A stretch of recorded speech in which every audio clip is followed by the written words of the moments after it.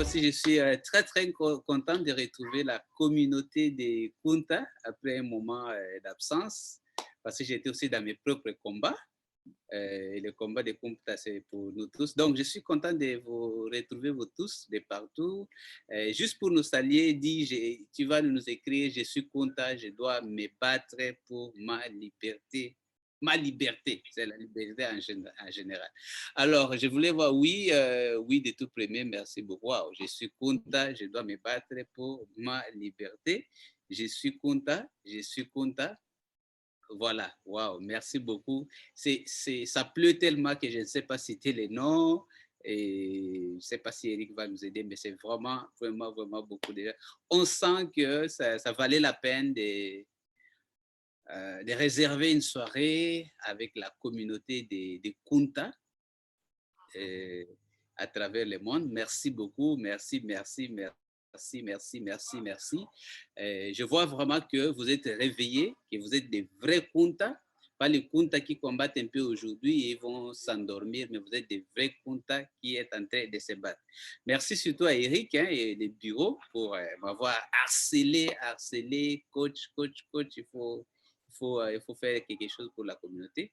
Parfois, si j'ai besoin de ça, parce que j'ai plusieurs priorités, je ne sais pas parfois qu'est-ce qu'il faut, mais quand il y a un projet Marcel comme ça, je suis obligé de trouver le temps pour cela. À un moment, j'étais occupé, même les gens de Yedissa, les gens de Académie Junior, les gens de Vision, c'était difficile de m'avoir parce que je devais absolument finir certaines choses. Vous savez, le monde est en train de subir de grandes transformations et ça demande à tous les hommes d'affaires de pouvoir s'adapter, de pouvoir prendre des virages. Sinon, vous vous retrouvez en dehors du marché et ça sera terrible. Donc, voilà le comptage. Je suis heureux de vous rencontrer, comme toujours. Pour ceux qui nous ont rejoints pour la première fois, je suis le coach Ricardo Kanyama. Je suis donc le promoteur de la vision, la chèvre, de la communauté des Kunta. Ça veut dire ceux qui... bon, vous savez, lorsqu'on est pauvre ou lorsqu'on est dans des situations de pauvreté comme les Africains et l'Afrique, en général, les gens se résignent. Il y a la résignation, il y a l'acceptation, on croit à la fatalité, ou certains croient que bon, il y aura une force qui viendra changer notre situation. Mais ici, nous nous disons non, nous nous inspirons des Kunta Kinte. C'est à nous de nous réveiller d'abord. C'est à nous de nous battre. Et ce n'est pas un combat d'un jour. D'ailleurs, c'est ça que je veux dire aujourd'hui. Le combat, ce n'est pas d'un jour. Il y a des combats qui nécessitent beaucoup de temps avant de pouvoir avoir des résultats. Kunta, je veux que vous soyez des Kunta, que vous vous battez pendant longtemps. Regardez, l'histoire de sortie de la pauvreté là où tu es là, c'est peut-être pas quelque chose qui se fera en une année, peut-être pas en 2 ans, peut-être pas en 3 ans. Mais si tu commences à le faire avec détermination, tu finiras par y arriver. C'est ce que j'ai dit aux communautés des Africains. Donc, nous sommes des gens mobilisés. Nous savons que nous devons nous battre. Nous devons tenter d'agir. Nous devons tenter de faire autre chose que ce confort que nous a dit emploi et consommation. Il n'y a pas qu'emploi et consommation. Il y a la consommation intelligente, ça veut dire la philosophie de la chèvre de ma mère, le capital, l'investissement, c'est ça le chemin qui amène à l'indépendance financière. Donc, bienvenue une fois de plus. Aujourd'hui, je vais juste vous rappeler qu'une année, l'année 2021, est allée en toute vitesse et j'espère que vous n'avez pas abandonné et que vous êtes en train de faire ce que vous devez faire. Mais je vais commencer par une histoire pour vous montrer pourquoi nous devons nous battre. Pourquoi nous devons nous battre. Alors, Eric, si tu peux éteindre un peu ton micro, peut-être, je ne sais pas si ça fait l'interférence avec ton caméra, avec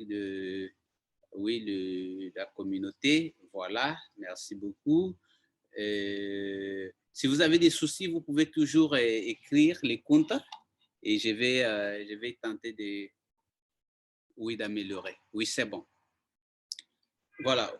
Je vous parle d'une petite histoire que j'ai vécue au cours de cette semaine. 2 petites histoires, juste pour commencer, pour vous montrer pourquoi il est important de se réveiller et de se battre.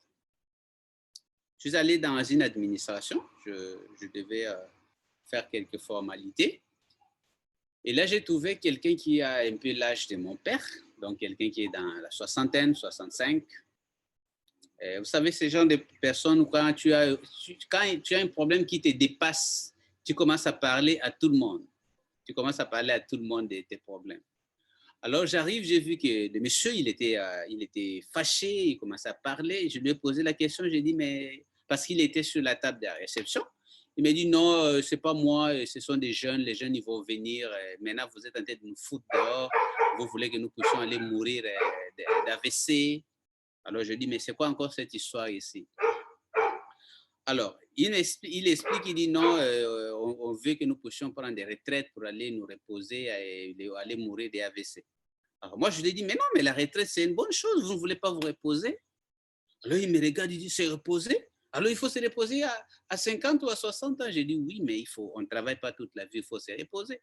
Il me regarde, j'ai dit, non, moi, je pense que c'est une bonne chose, monsieur a travaillé, monsieur doit aller se reposer. Alors, il me regardait comme un extraterrestre.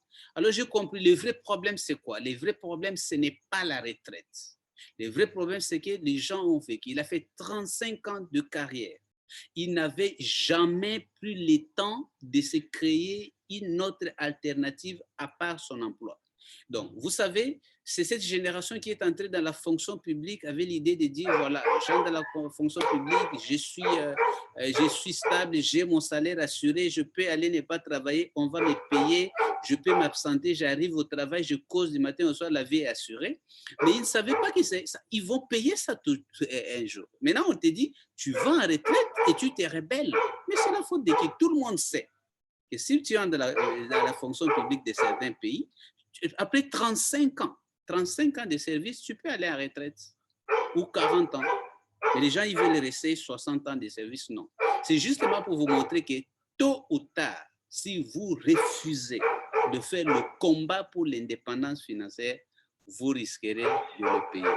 C'est là que je me suis dit, les Kunta, ce sont des gens qui sont conscients et qui ont choisi de se battre, de souffrir aujourd'hui, mais pour ne pas arriver à la situation où se retrouve le monsieur là. Ils sont nombreux, ils sont nombreux, parce que c'est cette génération qui a commencé à travailler depuis les indépendances, ils sont en train de prendre les retraites et nombreux, ils n'étaient pas préparés. Certains même n'avaient pas des activités positives comme la lecture, la réflexion, donc ils étaient devenus des automates pour faire les mêmes choses, et maintenant quand on lui demande que cette chose ne fait plus de faire, les gens, certains sont en train de faire des AVC. Et je pense que les Kunta ne devaient pas arriver à cela. C'est pour cela qu'on vous encourage à faire le combat pour votre liberté financière, bien que ça ne soit pas facile, mais ça vaut la peine et c'est important. Après, je vais quelque part dans un restaurant, j'ai trouvé un jeune de 25 ans qui vient me servir. Je lui pose la question, je dis, mais mon ami, dis-moi un peu, est-ce que tu aimerais te retrouver à 60 ans en retraite sans rien et dans la pauvreté? Voilà, il me regarde, il dit oui, mais non, je ne peux pas. Je dis alors, mais qu'est-ce que tu fais? Qu'est-ce que tu fais pour ne pas te retrouver dans la pauvreté à 60 ans? Il dit oui, en fait, bon, mais c'est le travail du gouvernement. J'ai dit, tu es sûr, c'est le travail du gouvernement? Il dit, bon, il y a la sécurité sociale. J'ai dit, mais tu penses que la sécurité sociale que tu es en train de payer là, ça sera suffisant pour te prendre en charge?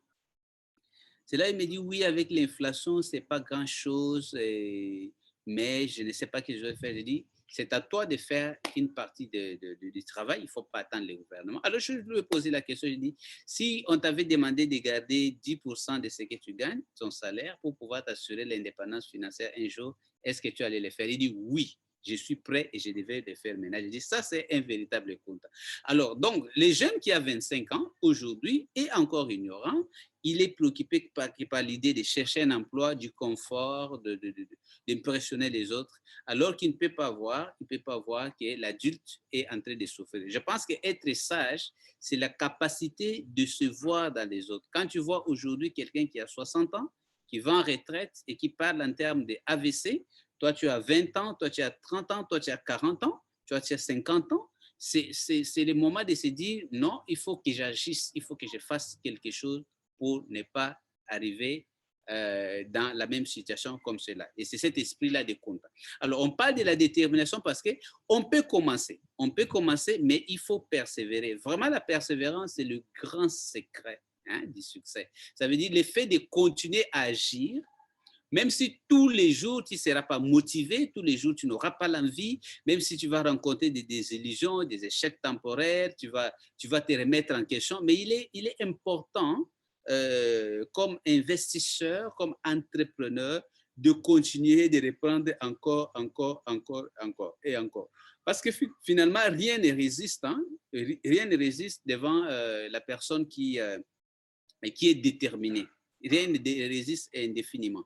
D'ailleurs, aujourd'hui, le monde a vu, vous êtes en train de suivre les actualités, vous avez vu que, je prends l'exemple des talibans. Vous savez que les États-Unis et toute l'alliance occidentale, ils ont toute la puissance militaire plus développée.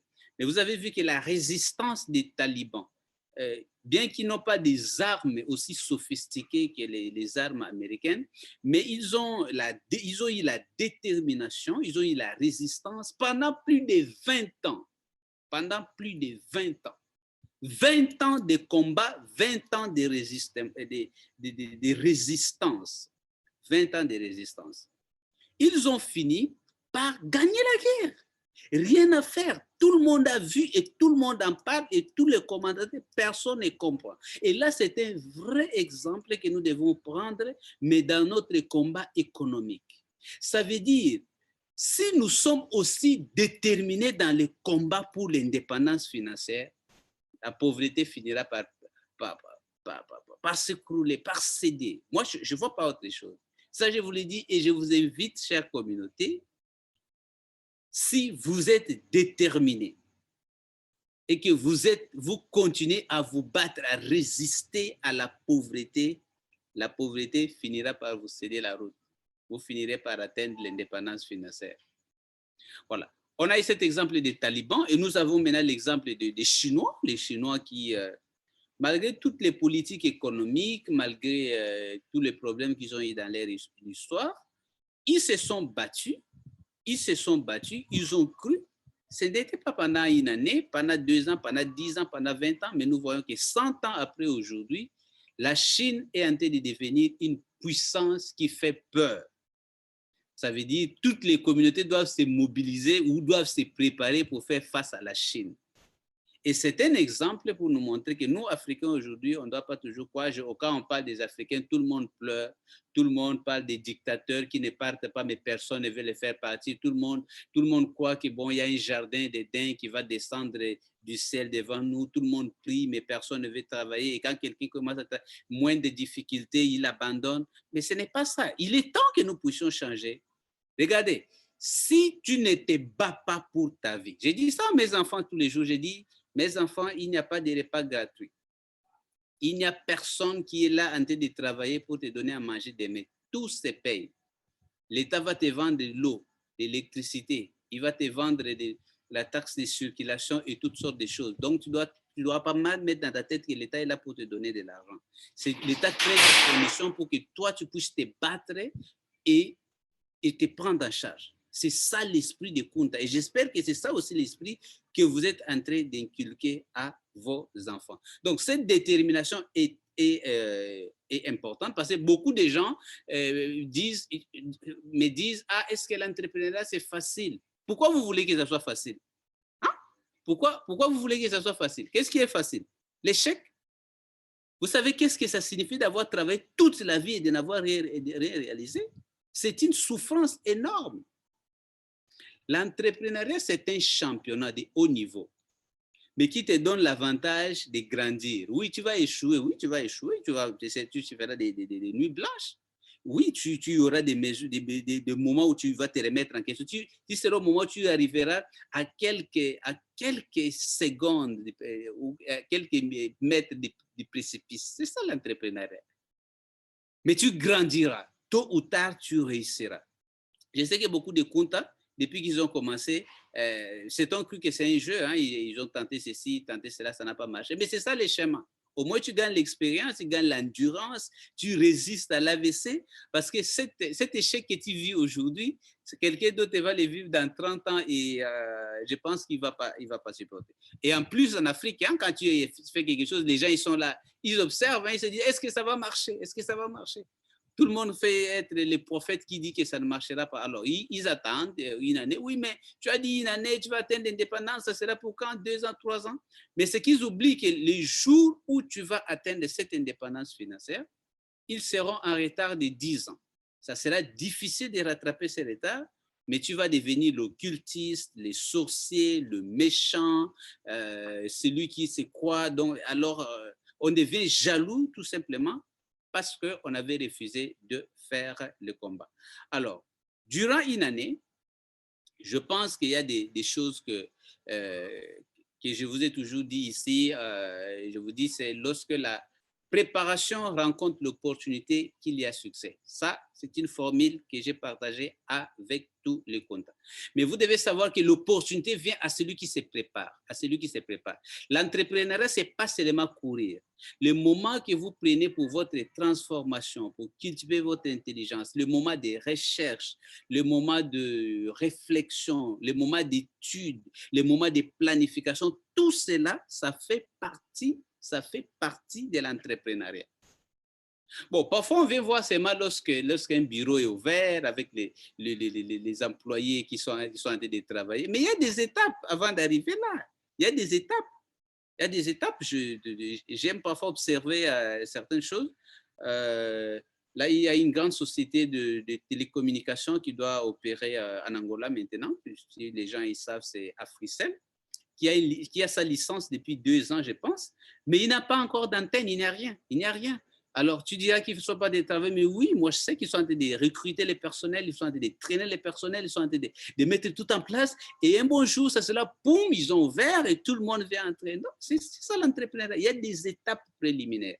Et je vous encourage à faire ces étapes préliminaires, comme l'étape de faire la chèvre, épargner. Épargner, épargner, épargner, épargner, épargner. D'ailleurs, l'épargne, comme l'effet de retenir de l'argent pour l'investissement, ça c'est quelque chose que tu dois retenir pour la vie. L'effet de lire, je vous ai partagé mon secret, j'ai dit, l'entrepreneuriat c'est aussi savoir apprendre en autodidacte, savoir s'inspirer des expériences d'autres personnes, savoir rechercher la motivation, l'inspiration. Parce que nous sommes dans une vie où si tu ne cherches pas l'inspiration, tu seras démotivé. Il y a une chaîne de télévision que j'aime regarder de temps en temps, quand je veux vraiment ne rien faire, parce que je n'aime pas beaucoup la télévision. C'est une chaîne de télévision qui s'appelle, je pense, Histoire. Je ne sais pas s'il y en a dans Canal+. Cette chaîne-là montre une émission, on dit, les nourritures qui ont révolutionné le monde. Les nourritures qui ont révolutionné le monde. Mais ce qui m'intéresse, c'est quoi? En fait, ce sont des entrepreneurs qui ont conçu des nourritures qui ont révolutionné le monde. Donc, on va te montrer, par exemple, comment le PDG de Coca-Cola de 2020 à 2080 a révolutionné l'empire Coca-Cola. OK. Mais si vous êtes attentif, vous allez voir qu'ils sont tous, ils passent par des moments de crise terribles. Des moments où ils ont vaincu soit par la concurrence, soit par une loi, par des revers. Mais ce qui est intéressant avec ces gens-là, ces self-made men, ces vrais kuntas, ces vrais leaders, c'est qu'ils font face toujours à ces crises-là, mais ils finissent par devenir de vrais vainqueurs. Donc, ils finissent par atteindre des niveaux de succès que le commun des mortels n'atteint pas. J'ai vu l'histoire de Coca-Cola dans sa guerre, bon, pas une mauvaise guerre, mais la compétition avec Pepsi-Cola. Et on a vu l'histoire comme des McDo, l'histoire des chips et toutes sortes de choses. Ça veut dire que le monde a besoin de ce genre de personnes. Ces personnes visionnaires, ces personnes qui n'ont pas peur d'amener les changements et surtout ces personnes qui ont la détermination d'affronter la vie au lieu de subir la vie. Alors, des émissions comme ça, lorsque tu es découragé, lorsque tu es prêt à désister, lorsque tu veux tout abandonner, peuvent te donner le regain d'énergie. Voilà. Mais c'est toi à chercher ces genres ces genres de, de, de, de, de, ces genres de motivation, parce que sans motivation, ça sera l'abandon. Et dès que tu abandonnes, ça sera fini. Parfois, ça sera difficile de venir reprendre. Donc, je pense que, et j'ai toujours dit, un homme d'affaires, un entrepreneur, un futur riche, c'est d'abord un état d'esprit.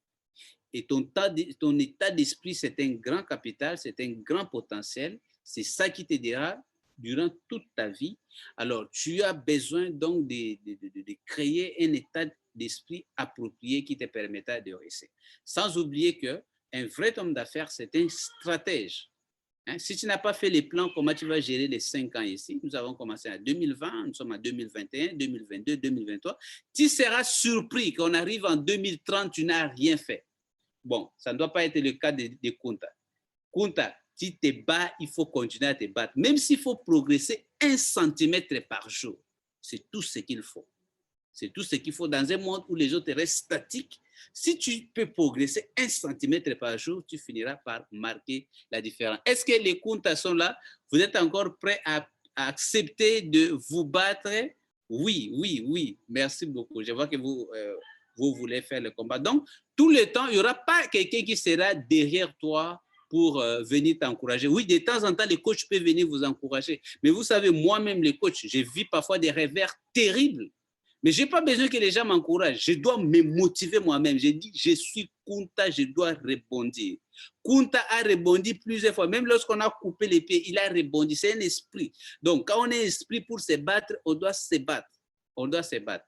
Mais on finira par avoir la victoire. Aujourd'hui, beaucoup de gens commencent à donner les témoignages. Ouais, les témoignages pleuvent. Tout le monde, les gens m'écrivent partout, déjà pour reconnaître qu'à partir de l'épargne, simple épargne d'investissement qu'ils sont en train de faire, les portes s'ouvrent. On a assez d'entrepreneurs qui sont en train d'entreprendre grâce à nos enseignements, nos coachings, nos leçons.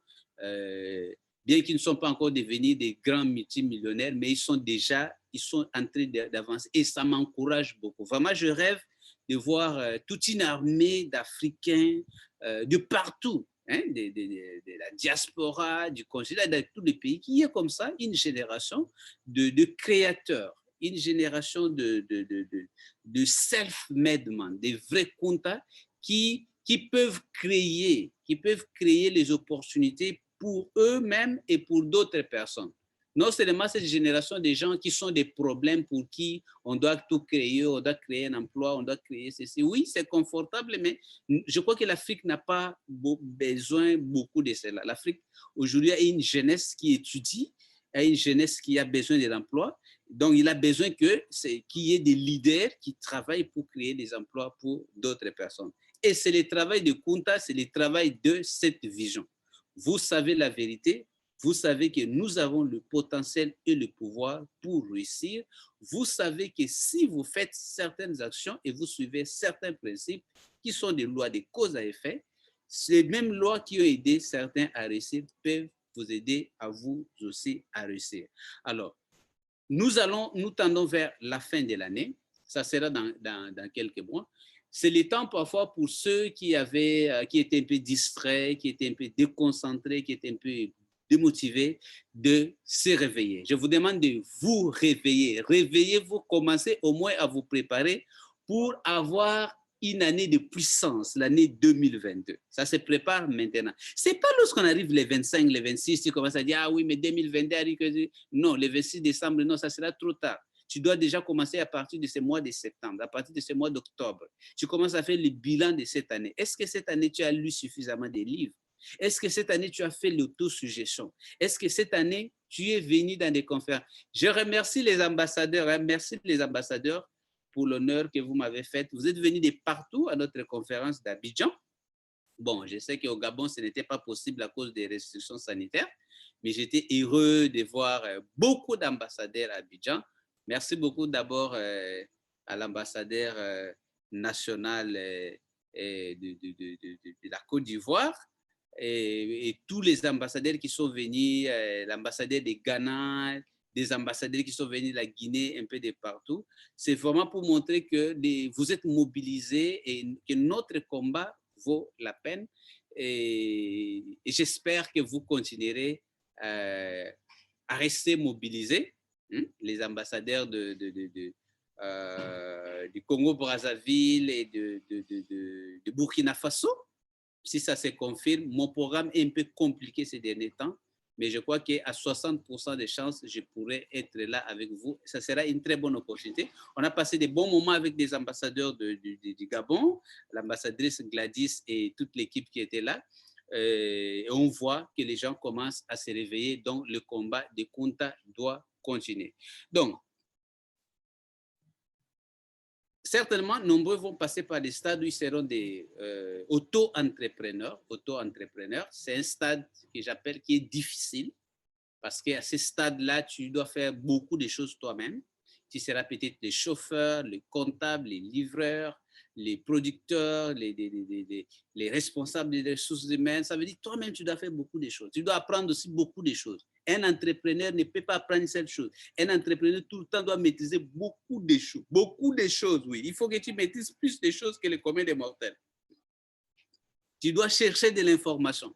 Tu dois maîtriser des outils qui te permettent de travailler vite. Tu n'auras pas toujours besoin d'un assistant. Tu dois maîtriser l'administration, tu dois maîtriser la communication, tu dois maîtriser un peu de gestion, un peu de comptabilité. C'est quoi le marketing? C'est quoi la vente? Soyez curieux. Aujourd'hui, avec l'Internet, on peut apprendre énormément. Et si tous les jours, tu apprends quelque chose pendant 30 minutes, c'est suffisant. Cher Kunta, c'est suffisant pour faire la différence. Pourquoi? Parce qu'à côté de vous, vous avez des gens qui sont sur WhatsApp, sur Facebook, sur YouTube, mais YouTube pour regarder des distractions, toutes sortes de choses qui n'amènent nulle part, mais rien que pour faire passer le temps. Si toi, tu fais ça pour des choses importantes, on finira par avoir de bons résultats, des résultats qui font la différence. Donc, je suis là juste pour vous encourager. Je souhaite et je rêve qu'il y ait vraiment des gens qui se réveillent partout et surtout des gens qui persévèrent. Que dans 2 ans, dans 3 ans, que le Kunta soit en train de persévérer afin qu'on puisse avoir vraiment de vrais résultats. Et ces temps de fin de l'année, essayez de bien le gérer, essayez de revenir à l'habitude de l'épargne, essayez de revenir à l'habitude de faire le plan, d'étudier, de faire des recherches pour vos projets. Tout cela contribue d'une manière ou d'une autre. Ce sont des tonnes d'heures. Peut-être on ne voit pas de résultats, mais tôt ou tard, vous allez voir que ça va vous donner de l'avantage dans vos business. Le monde est en train de vivre des transformations extraordinaires. Il y a des gens qui seront perdus pour toujours parce qu'il y a des secteurs qui ne reviendront plus jamais. Mais si vous êtes un vrai comptable, vous devez pouvoir vous adapter pour profiter de ces changements, parce que ce sont aussi des changements qui sont en train de créer des nouvelles opportunités pour des gens qui sont assez habiles, qui ont la capacité de bien analyser et de voir les nouvelles opportunités qui surgissent. Alors, de temps en temps, je vais demander au bureau d'inviter d'autres coachs. Hein. Dans notre communauté, on rencontre beaucoup d'autres personnes qui ont ce cœur-là de pouvoir aider les gens. Ils ont réussi dans leur domaine, ils ont un message pour vous, ils ont un témoignage, ils ont une expérience à partager. Donc, on va commencer à les inviter de temps en temps, même si je ne suis pas là. Ce n'est pas évident. Cette année jusqu'à les 31, j'ai vraiment un programme très, très, très, très, très, très, très chargé. De temps en temps, une fois les mois, je peux venir pour partager avec la communauté, répondre à certaines questions, vous animer un tout petit peu, surtout créer ces masterminds qui nous servent beaucoup, mais ça ne sera pas possible que ce soit tous les jeudis que je sois là avec vous. Donc, je suis vraiment content de me retrouver avec vous aujourd'hui, surtout d'avoir des questions que vous me posez et de savoir qu'il y a beaucoup de gens qui continuent à se battre. C'est très important. Je pense que même Dieu, il soutient ceux qui se battent. Quand on se bat pour une cause juste, comme la liberté financière, Dieu qui nous a créés pour être libres va te soutenir. Moi, je crois. Mais si tu restes là, les mains croisées, que tu commences à prier du matin au soir, tu crois que quelqu'un d'autre viendra travailler à ta place. Donc, personne ne viendra travailler à ta place. Voilà, les chers Kunta, merci beaucoup pour le temps que vous m'avez accordé pour cette petite échange. Surtout, merci Eric d'avoir pris le temps et les efforts pour organiser ces échanges avec le Kunta. Je souhaite à chacun un bon combat jusqu'au bout, jusqu'au bout. Ce n'est pas le temps de résister, c'est le temps d'augmenter l'intensité. C'est le temps de rester motivé parce que tout le monde est passé par des moments où vous êtes tenté de passer. Ce n'est pas agréable, mais la récompense sera grande. Merci beaucoup, Eric, et merci beaucoup toute la communauté. Je sais pas si... On va s'arrêter là et encore une fois, écrivez « Je suis Kunta » pour remercier le coach encore pour sa détermination, la motivation qu'il nous a donnée. Je suis Kunta, je dois me battre pour ma liberté financière. Ok, en tout cas, merci tous, merci tout le monde. Bonne soirée, bonne semaine et à très bientôt. Restez branchés pour la prochaine conférence. Ciao.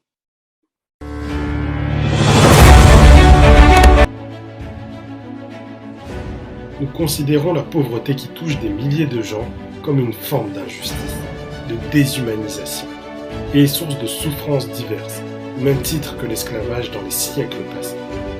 Nous avons constaté que les efforts de milliers de gens n'ont pas suffi à éradiquer la pauvreté, malgré le fait que son éradication soit l'objectif numéro 1 des Nations Unies. L'échec a été total chez les Africains et surtout en Afrique subsaharienne. De ce constat d'échec, de la stratégie traditionnelle et conventionnelle de lutte contre ce mal, nous avons diagnostiqué un certain déficit qui constituera l'essentiel de notre combat. Nous avons découvert que le vrai ennemi qui maintient des milliers de personnes dans la pauvreté matérielle et financière s'appelle la pauvreté mentale et loge dans les têtes de gens pauvres. Comme un virus qui a attaqué le disque dur de l'ordinateur et affecte ses performances, la mentalité de pauvreté affecte les capacités d'un individu à agir de manière efficace pour sortir de la pauvreté. Cet ennemi n'a jamais été clairement identifié ni combattu. Comme le dit le célèbre auteur Napoléon Hill, pour vaincre un ennemi, il faut connaître sa nature et sa cachette. Nous avons identifié cet ennemi. Il s'appelle mentalité de pauvreté. De plus, nous avons découvert sa cachette. Il se cache dans le mental de l'homme pauvre. Dès lors, notre combat est désormais de dénoncer cet ennemi, le traquer, le déloger des milliers de têtes de millions de personnes afin de leur restituer toutes leurs capacités pour travailler et vaincre la pauvreté et parvenir à l'indépendance financière. Nous, Vision la Chèvre, militons pour une nouvelle mentalité financière, comme préparation indispensable dans le combat contre le mal appelé pauvreté. Nous voulons sensibiliser les masses, les institutions, les gouvernements, ainsi que tous les acteurs impliqués dans la lutte contre la pauvreté, de l'importance de cette nouvelle mentalité financière. Nous désignons cette mentalité pour agir et sortir de la pauvreté sous le nom de mentalité de la chèvre, en se référant à la mentalité et la sagesse financière qu'avaient nos ancêtres avant l'arrivée de l'école occidentale. Force est de constater que cette mentalité est aujourd'hui uniquement présente au sein de la classe des riches du monde actuel. Par nouvelle mentalité financière, nous entendons une manière différente de penser, de saisir le monde, de prendre des décisions et d'agir dans la lutte pour sortir de la pauvreté. Elle peut contribuer au changement des habitudes de consommation appauvrissantes des masses. Notre combat, c'est un combat pour la prise de conscience, la transformation de l'homme et agir pour un monde meilleur. Le programme est ouvert à toute personne, quelle que soit son origine, son sexe ou ses opinions religieuses ou politiques, qui voudrait amener sa contribution dans l'éradication de la pauvreté, car la mobilisation de la masse sera une étape décisive vers la victoire. Alors, si vous souhaitez éradiquer cette mentalité de pauvreté, rejoignez-nous dans le programme Vision la Chèvre.